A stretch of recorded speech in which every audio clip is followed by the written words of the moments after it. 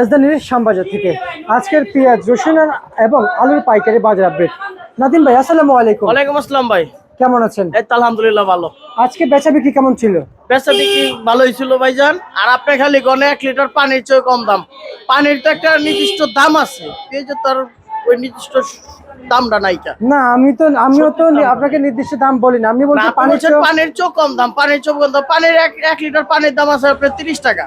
আর পেঁয়াজের দাম কি আজকে 30 টাকা আছে? 30 টাকা তো আজকে পেঁয়াজের দাম নাই। পেঁয়াজের দাম আছে লোকা 30 টাকায় থেকে পেঁয়াজের দাম আছে লোকা 10 টাকা 5 টাকা পর্যন্ত। তা আমি তো বললাম যে পানির চেয়েও কম দাম। পানির চেয়ে কম দাম ঠিক আছে, কিন্তু ওই কথাটা পানির চেয়ে কম দাম। পানির চেয়ে কম দাম, পানি তো পানি। পেঁয়াজের দামই আছে লোকা কম দামি, পেঁয়াজই আছে কম দামে। কম দামে পেঁয়াজ আছে দিকে খালি সবাই খালি কম দাম করতে করতে তারপরে বাজার আরো কমায় হালাইতেছেন ভাই।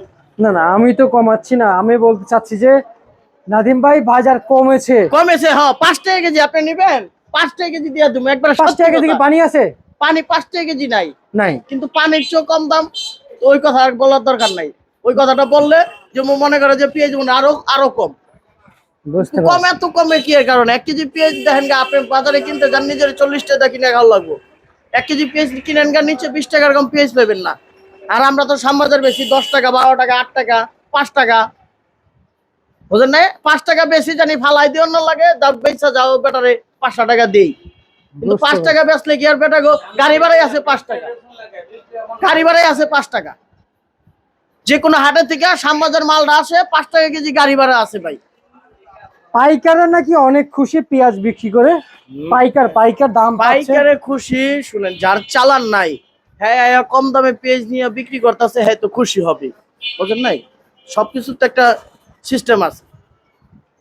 বুঝতে পারছি নাদিম ভাই, আপনার কথা আমি বুঝতে পারছি।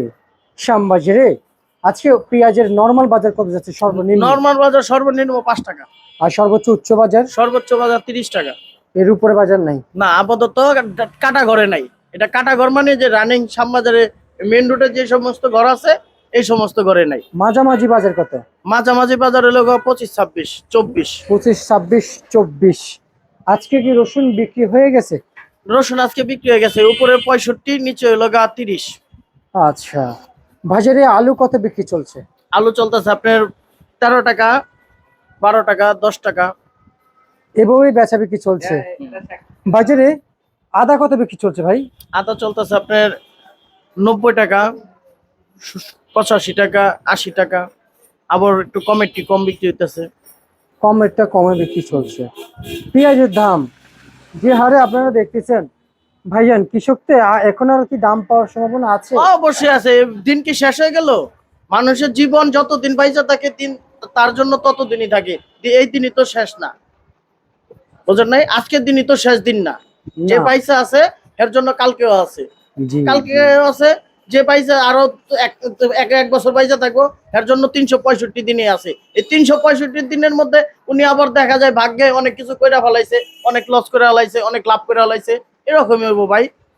এত কিছু পেঁয়াজের দাম কি এত এরকমই থাকবে? এইরকম থাকবো কে? প্রশ্নই উঠে না। আমি বারে বারে বলতেছি, প্রশ্নই উঠে না। আর অত যে পারবো ওইটাও প্রশ্ন ওঠে না।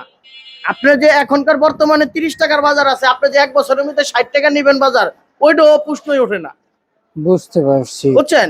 মানে পেঁয়াজ আপনার এই বছর পর্যাপ্ত পরিমাণে আছে বাংলাদেশে। টুকটাক করে সারা বছর চলে যাবো, যতই ফালানি যাও তারপরেও টেনশন নাই। আচ্ছা আচ্ছা, বুঝতে এগুলা হিসাবে ফালানি যাইতেছে পেঁয়াজটা ভাই। 10 টাকা 8 টাকা 5 টাকা কেজি বেচতেছি, বুঝলেন না? এগুলা হিসাবে কস্টিং এ ফালানি যাইতেছে। আচ্ছা, বুঝতে পারছি নাদিম ভাই। ঠিক আছে, আপনাকে অসংখ্য অসংখ্য ধন্যবাদ।